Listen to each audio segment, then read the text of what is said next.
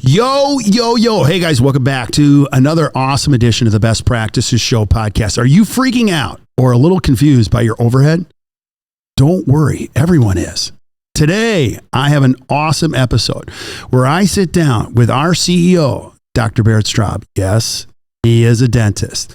And we go through how to uncomplicate your overhead. We're going to show you how to calculate your overhead in 60 seconds. We're actually going to give you a free tool that you can download it and do it yourself. So make sure you listen to this. I know you'll enjoy it. We'll see you soon.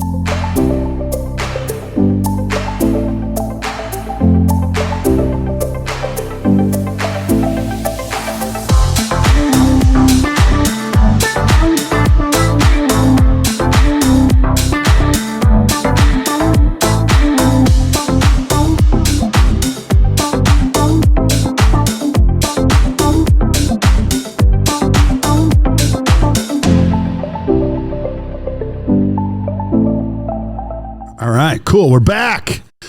Back. We just had Christian Coachman last week. We are back. I have our CEO for Act Dental on, Dr. Barrett Straub. I like your sweatshirt. You too. We're nice. We're twinsies. Look at that. Very nice.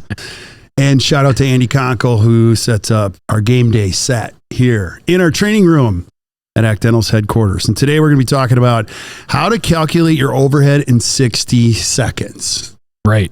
And you're going to walk us through that. Absolutely. It's so easy. Yeah. It is so easy. And by the end of this podcast, you're going to know how to do it. We're actually going to give you a couple tools straight from our practice profitability roadmap, and then you can figure all that out. But let's start here. Overhead is a problem. Now, yes.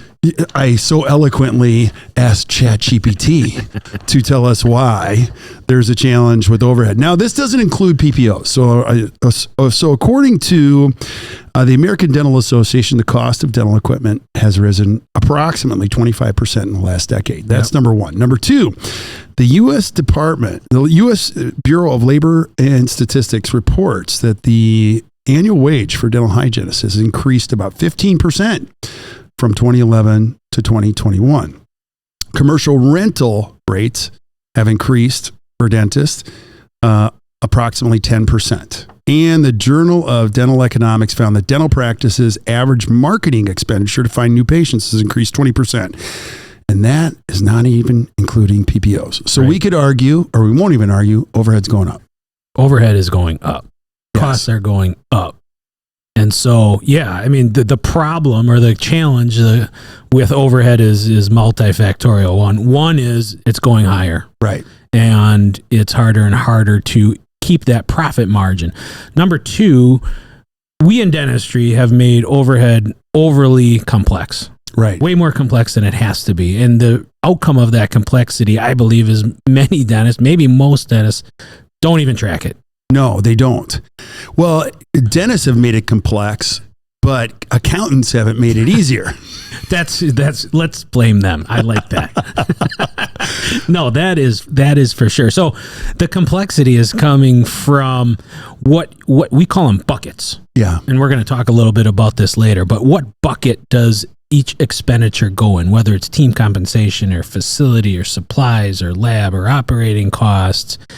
And us detail-oriented dentists, we get too into the details and we worry so much about, am I putting this expense in the right bucket, that we just eventually throw up our hands, wait for our accountant to tell us whether we're doing okay or not, and move on. And that ultimately is not the right way to run a business. We're going to talk today about literally how to calculate your overhead in 60 seconds.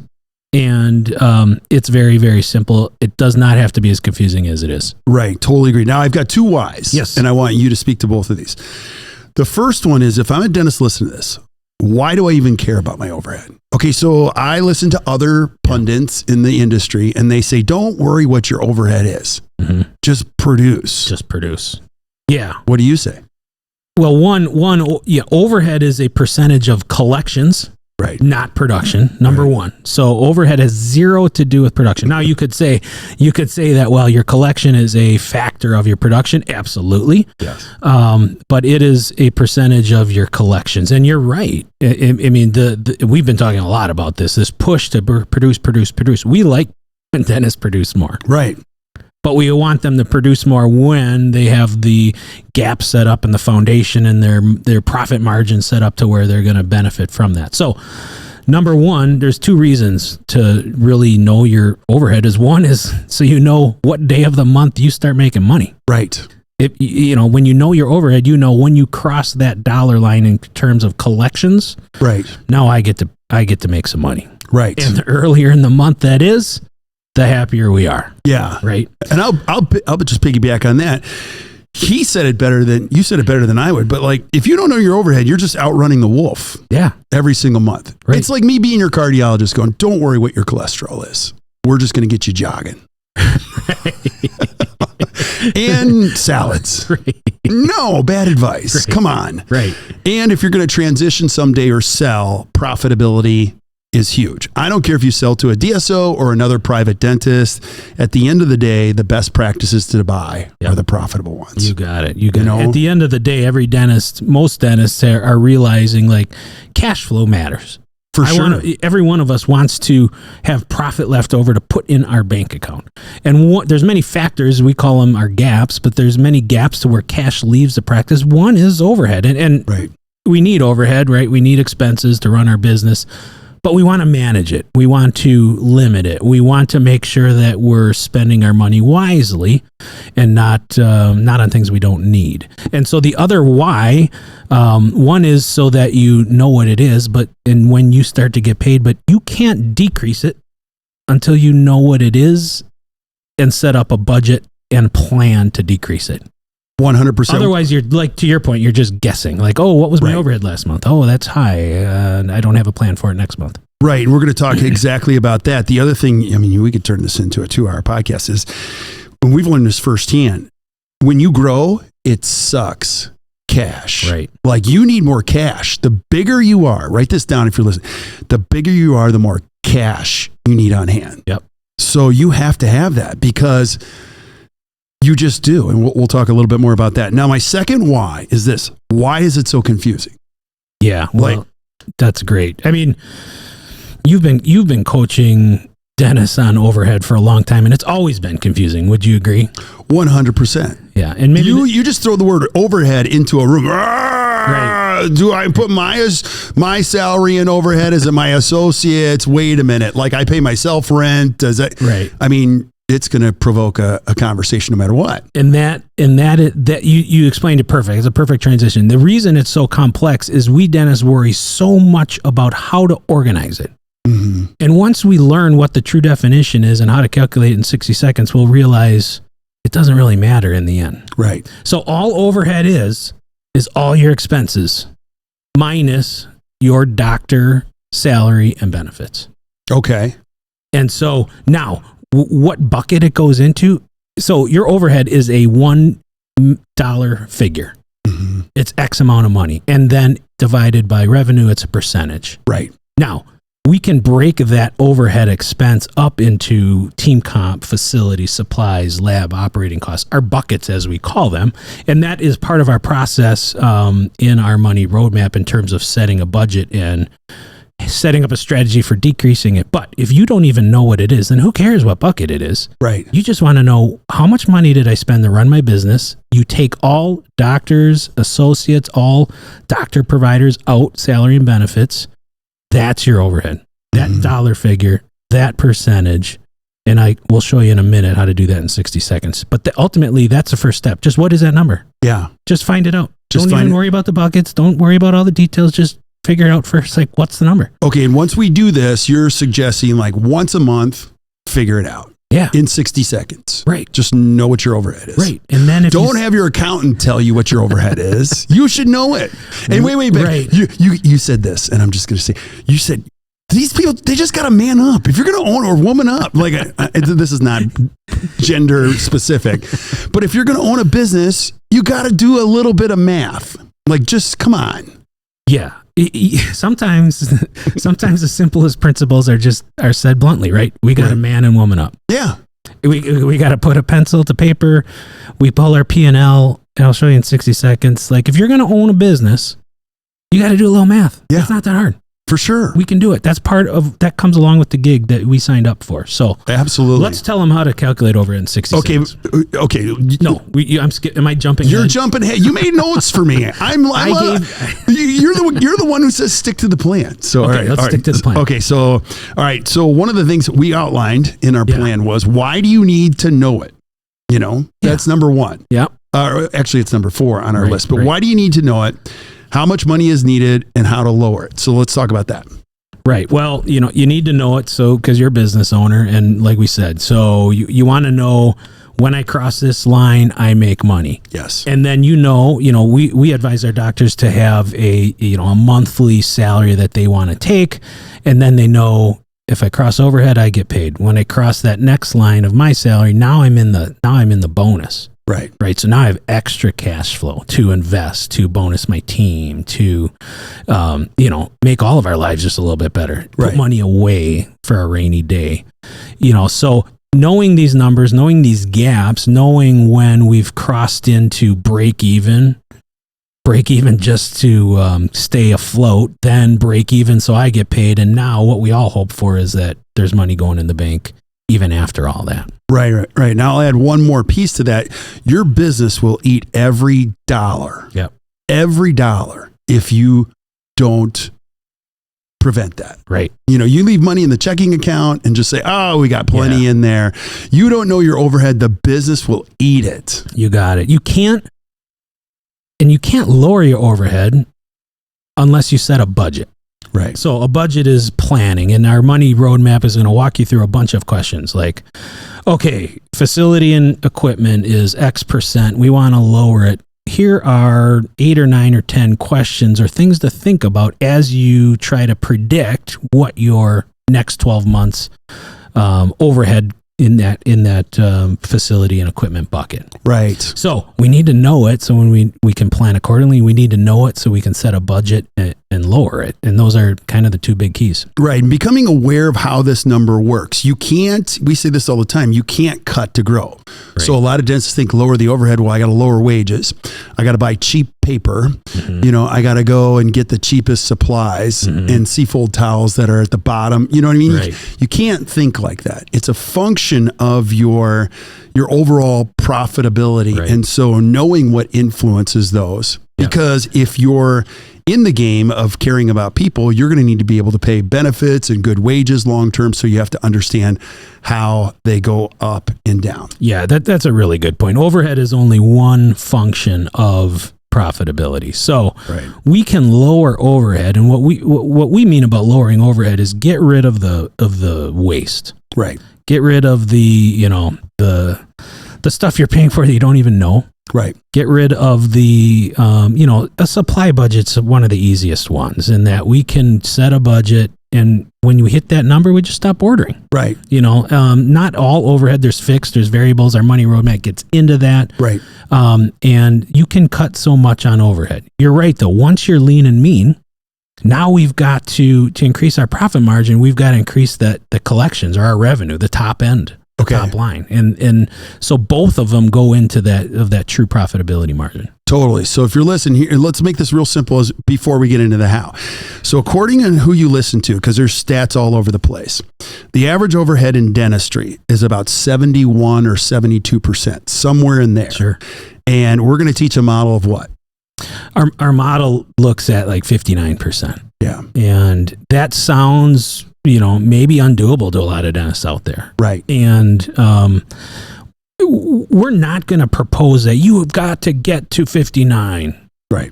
We're going to say, hey, if you feel you need to be a little more profitable and you can calculate your overhead, then let's lower it.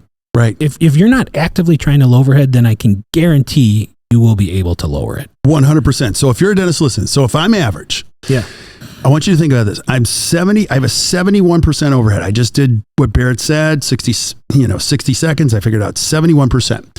For every $1 million you collect, think about this. You take your overhead from 71% to 61%. That's a net profit gain of $100,000. Yeah. I would even argue you're going to work fewer days. Right. That's for another podcast. Right. So it is important to know your overhead. And as you listen to this, we're going to take you through it. every little percent that you make it more profitable and lower your overhead, it falls right to the bottom line. You right? got it. Absolutely. So that, it's one of the two ways to increase your profitability, lower your overhead, grow your top line. The way to keep your team well compensated is to watch your overhead. Yeah. Because if you're spending too much money in the other categories, then you can't pay your team as much as you want to, as much as you could, as much as they deserve. So a lot of times when we reluctantly don't want to go down the overhead management route because dentists feel like it means we've got to cut staff or we have to limit. Actually, it's quite the opposite. The way to pay them more, incentivize them, is to control all your other costs so that when that added profitability does hit the bottom line, you can use some of it to incentivize your team. Totally. And also putting in systems. So I'm 100%. Just going to say, I don't even know you, doctor, or the person who's listening, but if your team compensation is 33%, it's not that you're overpaying people. You could, it could be. What that screams to me is your practice doesn't collect enough to be able to service that payroll level. Right. So in a private practice or less PPO driven that has great systems in place, watches their costs, you might have the same payroll as another practice, but your percentage is 33. Right. And the other doctor who is paying the same amount out is at 25 or 24, correct? That's a great point. Your overhead percentages can indicate that your collections aren't where they need to be. Right. And so they can be diagnostic as well. So the moral of the story is, though, track it. Right. And then learn, and then figure out how to improve it. Okay. Take us through. How do I do this? Okay. Super easy. 60 seconds. You're going to pull your P&L. Okay. Now, again, back to the kind of man up, woman up. You're a business owner. Right. You all have QuickBooks. We got to be able to print a P&L. Wait, I don't call my accountant? You can, and they'll get you it, but we're as business owners, we should be able to print a P&L any day, 100%, any hour, anytime we want. So if you can't do that, talk to your accountant and say, hey, I want your services, but I want to be able to pull financials whenever I want. Let's figure out how to do that. For sure. QuickBooks is super easy to use. So you print your P&L. You go to the bottom of the that's number one. You have it in front of you. You go to the bottom of the P&L. It's going to say something called expense total. It's a big dollar figure. Write that down. Now you go above that and you find out one of your categories or buckets is going to be called doctor salary and benefits. Then there's going to be a total. You're going to write down that number. You're going to subtract that from your total expenses. Right. That's your overhead. Yeah. That's it. That's it. It's super simple. Now everybody always says, okay, so you might see a few lines in there called appreciation and depreciation. And that's part of the complexity is that there's no standard way for a P&L. So all a P&L is in QuickBooks. You get to organize all these line items of expenditures, and you get to organize them and dictate which category they go in. And we have a 7 bucket model where there's 7 buckets where all of your expenditures should fit in. The reason we like that is because it's designed after how a dentist thinks. Okay, I bring in money and it goes out in one of these 7 ways. Okay. And then what's left over is my salary and benefits. Yeah. Sometimes we've seen a lot of P&Ls from lots of our clients, and there's no standardized way in accounting world to do it. So some will have 3 buckets and some will have 342. Yeah. And ultimately, we just got to talk to our accountant and say, hey, we got to organize this a little different so I can understand it, because all these different categories make no sense to me. Right. So if you're listening to the podcast and you're not taking notes, don't worry, we're taking notes for you. Flip up to the notes. You're going to see there will be a link right to the practice profitability roadmap that we have. You will see all of the categories that we recommend, because we want to simplify this as much as possible. We're freaks about making sure you understand your business. What you can do is you can see the explanation for each one of the simple buckets. Right. You also have an overhead tracker. You can download it. It's super simple. Right. Anyone could follow it. So please go down to there and click it. You're going to see we have them broken up into the blue categories, which are fixed expenses. You also have green categories, which are variable, which we don't need to get into too much today, but we want it to be as easy as possible. Yeah. So step 1 is tracking it. Okay. We just showed you how to do it in 60 seconds. Step 2 is organizing it into your own buckets. Use ours if you need a model, or use whatever model you want, but stick to it. And then 3, and then use our budgeting process in the roadmap to say, okay, I'm going to lower my overhead by X%. I'm going to take it from this bucket, this bucket, this bucket, and work through our questions so you can predict and set up a plan for actually doing it. Yeah. The 3 steps that you can do it. It's pretty easy to do it. Being aware of it is the first step. But if you're actually monitoring it on a monthly basis, I guarantee you your percentages are going down because it's going to stress you out. The first time you look at it, if you haven't looked at it, you'll freak out a little bit. Yep. You might even get a little angry. It's going to keep your head in the right space. Right. Here's one more thing I want to add. In life, you go through these cycles. You go through ups and downs. You might be having the greatest quarter ever. I mean, things are amazing. And then the snow hits or you get hurt. I mean, you have to have a lower overhead so that you can deal with the weather or life circumstances, or you have to go to 2 funerals in a month or whatever. And, you got to be able to have that breathing room, and knowing your overhead in 60 seconds or following this will just make you sleep better. Absolutely. Yeah. And one cautionary tale for overhead. And I think that another reason we dentists don't like to track it is, unfortunately, we like to compare ourselves to others. Yeah. Wouldn't you agree? All the time. Yeah, we dentists do that a lot. I mean, human nature. And what I'm going to say, track your overhead and then take a deep breath. Yeah. It's okay.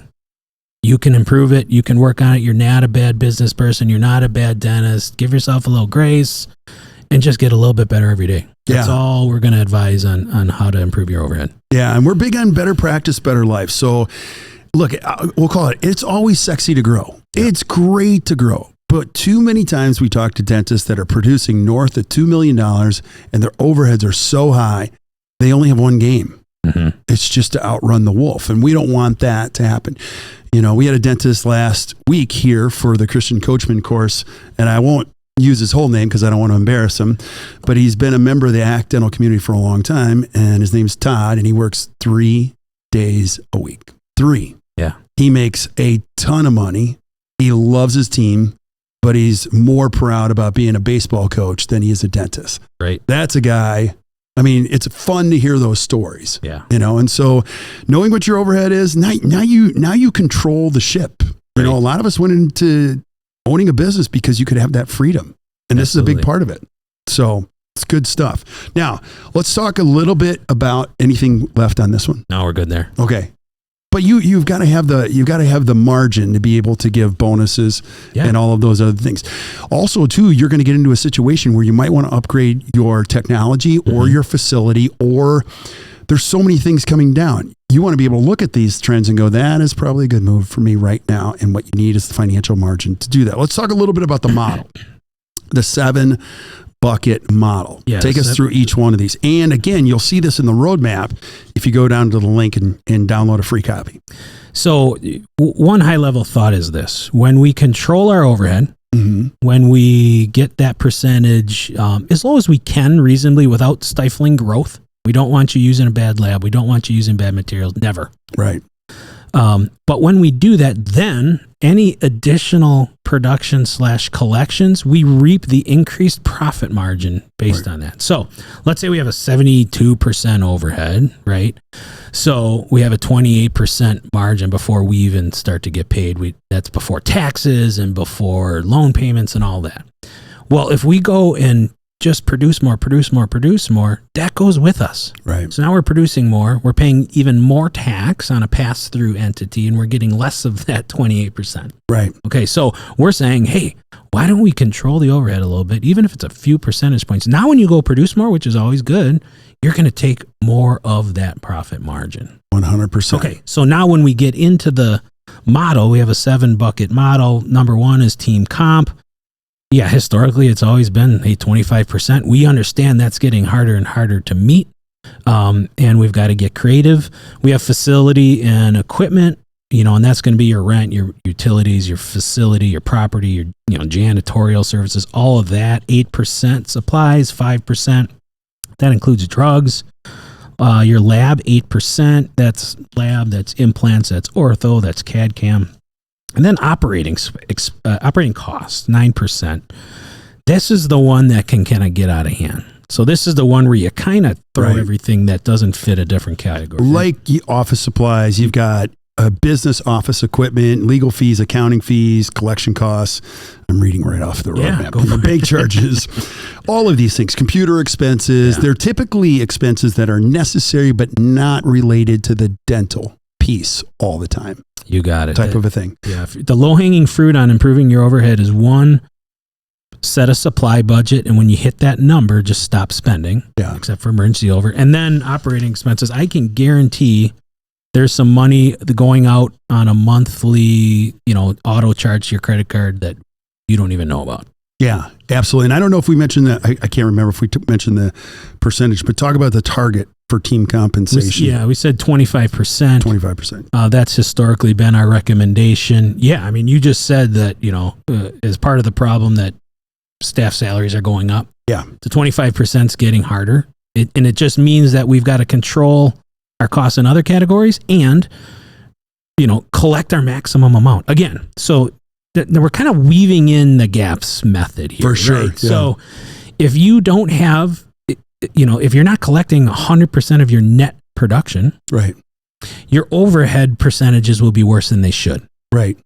So if we're only collecting 95% of our net production, then that's 5% that doesn't get factored into these overheads. Yeah, you said that very well, because if you're heavily, involved in PPOs, right? Think about this.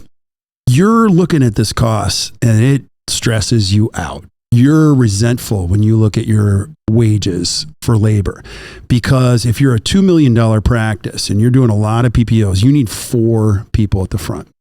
If you have more patients paying your full fee and you're less involved with PPOs, a $3 million practice might have 2.5 or 3 people up front. You can have fewer people and pay more. Right. The thing that you have to decide is, how do you want to look at this? And I'm very partial to this, but I think people look at team compensation as an expense and they get angry. Mm-hmm. And back in the day when they would write checks, we would joke that the dentist pen would bend, when they were signing checks.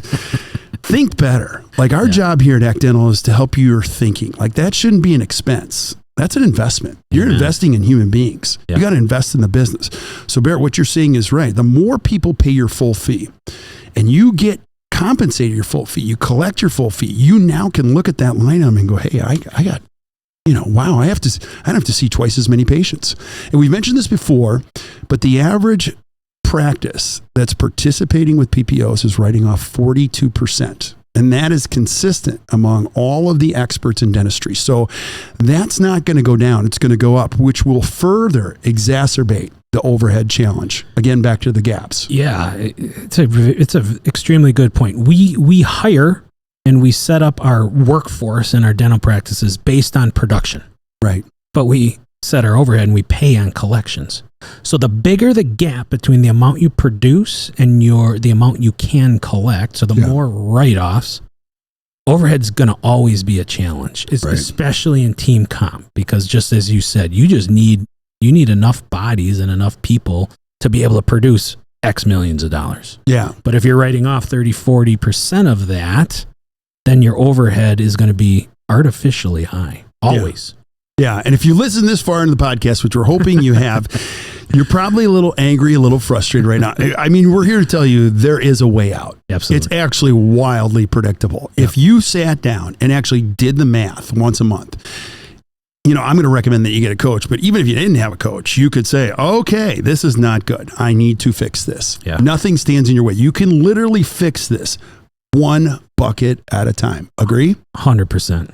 Yeah. Once you start tracking numbers, the decisions that you need to make become very clear and a lot easier to make. Right. Knowledge is power. Knowledge is power. Application is even more power. So, all right. So we talked about the buckets, and now let's talk about, how do I put this into play? What are some last thoughts? And then what do I do with this, Barrett? Well, you're gonna go to our website. Are we gonna post something? We'll put it. Probably the easiest thing to do is just, if you're listening to the podcast, Stitcher, iTunes, Spotify, it doesn't matter. It'll be one of the first links there. You can click on it. We'll give it to you for free. Perfect. So that's going to be our Act Dental Roadmap to Practice Profitability. It's going to walk you through how the money flows in your dental practice. Right. So it's going to talk to you about write-offs. It's going to talk to you about overhead. It's going to talk to you about cash flow. It's going to talk to you about, it's going to teach you a lot about your financial statements, your P&L, your balance sheet. So go there, fast forward to the overhead section. Once you've started tracking, setting up a budget, then start digging into the other portions of this, because the more you utilize from this tool, you're going to be a much better business owner. Yeah. So that's the first step. You're going to see step 1. And then when you get to step 2, this is actually my favorite. It's on page 5. You'll see, and you created this, which is so great. Each one of these components, you created a decision tree. Right. So you can analyze each one of them. Like on the team compensation bucket, how much over 25% are you? Will you be adding or eliminating positions? Do you feel you're overstaffed or understaffed? So when you go through this whole process, it will be able to add a lot of clarity behind the numbers. So it's actually, we designed it to make it as easy as possible. Absolutely. Even addressing some of the common mistakes where dentists just throw the associate pay or other doctor expenses in there, right, which further complicates the problem. Right. Yep. Absolutely. It walks you through it. It makes it simplifies it. It doesn't have to be as complex as we've made it. Absolutely. So any last thoughts? Let's round this up. So if I'm a dentist listening, tell me about any last thoughts you have on the overhead thing. I would just say, don't overthink it. Don't beat yourself up. Just start tracking numbers and make small incremental improvements every month and every year. And the long range benefits or outcomes from doing that little bit of behavioral change will pay off dividends for decades. Right. And I'll be super transparent, because this is probably one of my least favorite things to do. And so if you're listening like me, you're like, I don't want to do it. I'll tell you, it's one of the least desirable things you'll do. But it often lends itself to the biggest stress relief. When you look at it after a couple months, and you're like, wow, overhead's going down and we got cash. Right. I'm just telling you, you sleep better. Right. You feel better. You don't run as fast. And it's not always about money, but I'll tell you, just having more room to breathe just makes you a better human being. Absolutely. So overhead is crazy important. And for those of you that are younger dentists, if you're going to be practicing for 2 or 3 decades, there's nothing better than owning your own business. And I'm guessing that if we revisit costs in overhead, 3 or 4 years from now, we're going to find they're going to keep going up. So I don't think the game is ever going to get easier. Right. Student debt's not going to go down. Reimbursements, PPOs aren't just going to have a reckoning and go, gosh, we feel bad. We've really screwed over a dentist. Let's start giving him money back. It is what it is. And our job here is to give you great tools so that you can create a better practice and better life and go, no, I love what I'm doing. Right. And I enjoy it by knowing more. So good work today. You too, bud. Yeah. So that was so fun. So again, I'll just kind of wrap this up by saying, please download the Practice Profitability Roadmap. It is right there. Fill it out. Go through it. If you have any questions, we are here to help you every step of the way. You're going to see more coming down the pipeline about the financial gaps, as we're totally geeking out on this stuff. We love this stuff. There's nothing that makes me happier than watching a dentist that's in the room for To the Top Study Club like Todd, who's working 3 days a week, and they have a better practice and better life. So if you want to find out more about that, you can see that on our website in the To the Top areas. But thanks for being here. You too. I'm spitting all over the place. Look at that. So are excited. So thank you guys for listening to the Best Practices Show. If you enjoyed today, just do us a favor, hit the share button, share this with your friends. Keep sending us suggestions for things you guys want to see. You're going to see. We're going to line them up and make it happen so you guys can consume the information, create a better practice and a better life. And until we hear from you next time, or we see you next time, keep watching or keep listening to the Best Practices Show.